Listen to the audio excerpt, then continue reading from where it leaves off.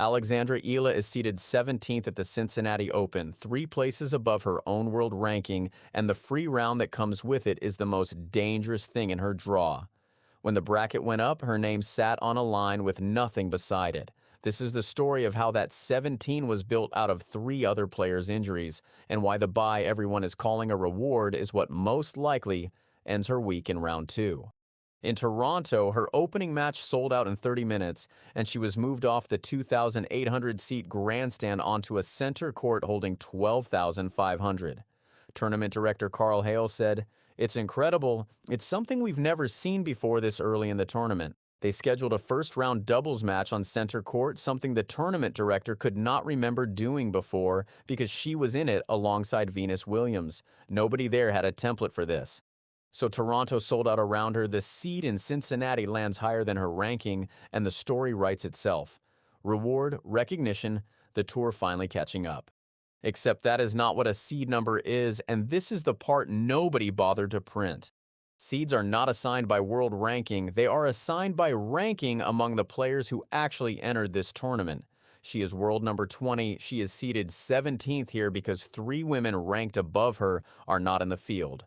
Karolina Muchova withdrew after a small procedure. Jasmine Paolini withdrew with a left foot injury. Victoria Mboko withdrew with a left knee injury. 3 names come off the entry list. Everybody below them slides up, and the arithmetic does the rest. She did not climb 3 places. 3 players fell out of the queue in front of her.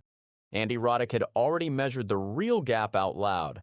Talking about her chances on the American hard courts, he said she is sneaky. We're talking 4 spots away from being seated in the top 16. 4 spots. That is the actual ranking distance, and no seed number closes it.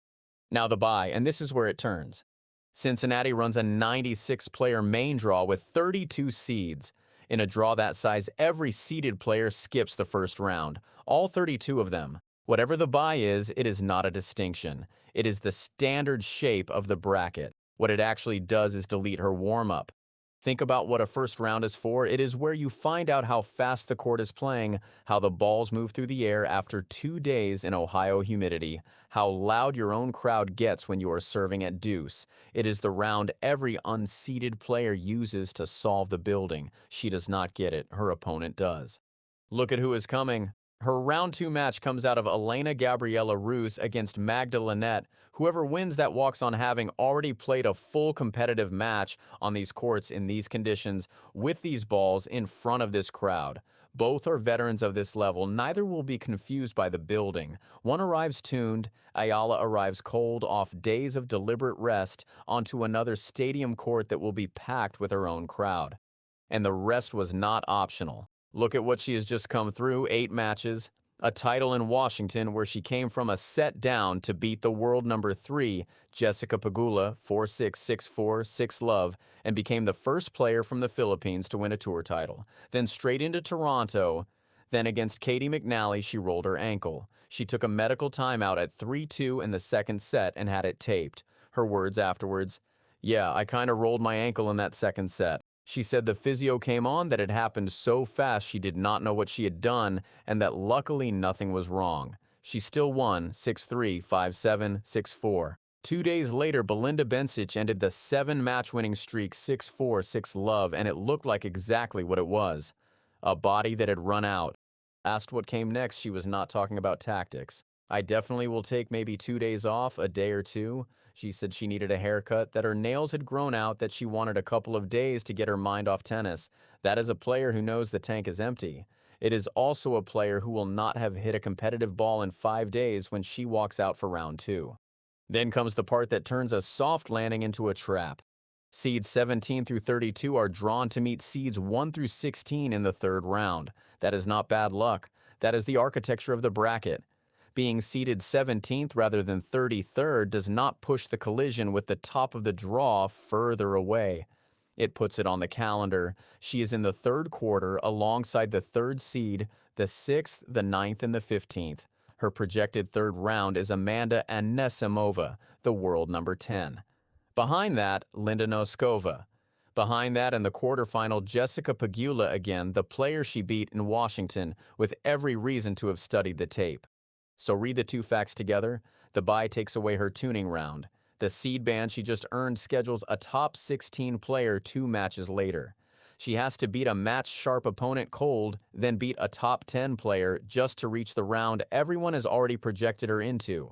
Which is why the two loudest voices around her are talking about something other than tennis. Greg Rusedski went past every active player on tour to find a comparison. There's only one other person that I can compare to her sort of star status. It's Serena Williams. That drew the backlash you would expect, and Rusedski was careful about what he meant. Not the trophies. The pull. A crowd assembles wherever she plays on any continent in numbers that have nothing to do with her ranking. Roddick said the quiet part plainly. Everyone in tennis should be cheering for her, right? I'm cheering for markets. If we could bring hundreds of millions of people because she's playing, well, then I'm going to cheer for that because it's better for tennis. Markets, not seeds, that is the tell, and it is the whole story in one word. The sport is pricing her as an audience, the ranking is pricing her as a player. Those two numbers are moving at completely different speeds, and Toronto rebuilt court assignments and food service around a woman outside the top 15. The crowd got here first, the bracket has not caught up, and this week is the first time the two of them touch. What is at stake is bigger than one match.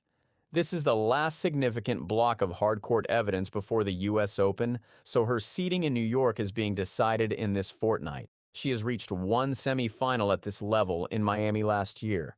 All of it now runs through a match she has to start flat against somebody who will not be.